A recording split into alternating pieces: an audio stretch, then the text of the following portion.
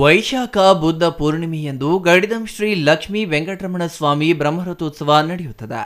ಇಂದು ಬ್ರಹ್ಮರಥೋತ್ಸವ ಹಿನ್ನೆಲೆಯಲ್ಲಿ ದೇವಾಲಯದಲ್ಲಿ ವಿಶೇಷ ಪೂಜಾ ಕೈಂಕರ್ಯ ಹಮ್ಮಿಕೊಳ್ಳಲಾಗಿತ್ತು. ಮುಂಜಾನೆಯಿಂದ ಬ್ರಹ್ಮರಥೋತ್ಸವದ ನಾನಾ ಸಾಂಪ್ರದಾಯಿಕ ವಿಧಿವಿಧಾನಗಳನ್ನು ಪಾಲಿಸಿ ಪೂಜೆಗಳನ್ನು ನಡೆಸಲಾಯಿತು. ಈ ಬ್ರಹ್ಮರಥೋತ್ಸವಕ್ಕೆ ನೆರೆಯ ಆಂಧ್ರಪ್ರದೇಶ, ತಮಿಳುನಾಡು ಸೇರಿದಂತೆ ರಾಜ್ಯದ ಹಲವಾರು ಜಿಲ್ಲೆಗಳಿಂದ ಸಾವಿರಾರು ಭಕ್ತರು ಆಗಮಿಸಿ ಕಣ್ತುಂಬಿಕೊಂಡ್ರು.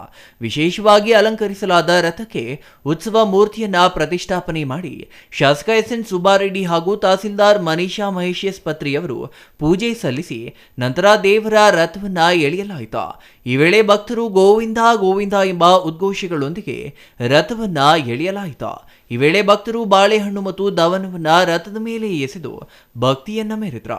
ಮುಂಜಾನೆಯಿಂದಲೇ ಪ್ರಧಾನ ಅರ್ಚಕ ಅಶ್ವತ್ಥಪ್ಪ ಸ್ವಾಮಿ ನೇತೃತ್ವದಲ್ಲಿ ದೇವಾಲಯದಲ್ಲಿ ವಿಶೇಷ ಪೂಜಾ ಕೈಂಕರ್ಯಗಳನ್ನು ಆಯೋಜನೆ ಮಾಡಲಾಗಿತ್ತು.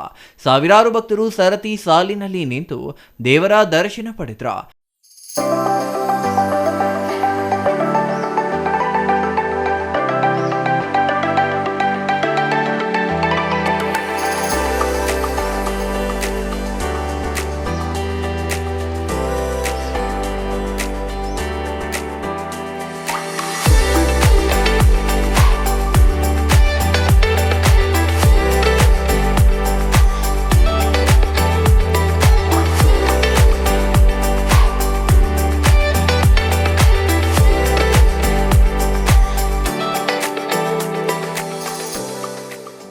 ಸುಬ್ಬಾರೆಡ್ಡಿ ಚಾರಿಟಬಲ್ ಟ್ರಸ್ಟ್ನಿಂದ ಅನ್ನದಾನ ಏರ್ಪಡಿಸಲಾಗಿತ್ತು.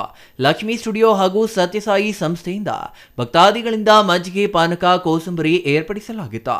ಹಿಂದೆ ಬಾರಿ ದನಗಳ ಜಾತ್ರೆಯಲ್ಲಿ ನಡೆಯುತ್ತಿದ್ದ ರಾಜ್ಯ ಮಾತ್ರವಲ್ಲದೆ ನೆರೆಯ ಆಂಧ್ರಪ್ರದೇಶ, ತೆಲಂಗಾಣ ಮತ್ತು ತಮಿಳುನಾಡು ರಾಜ್ಯಗಳಿಂದಲೂ ಇಲ್ಲಿಗೆ ಎತ್ತುಗಳನ್ನು ಮಾರಾಟ ಮಾಡಲು ಮತ್ತು ಖರೀದಿ ಮಾಡಲು ವ್ಯಾಪಾರಿಗಳು, ರೈತರು ಬರುತ್ತಿದ್ರ.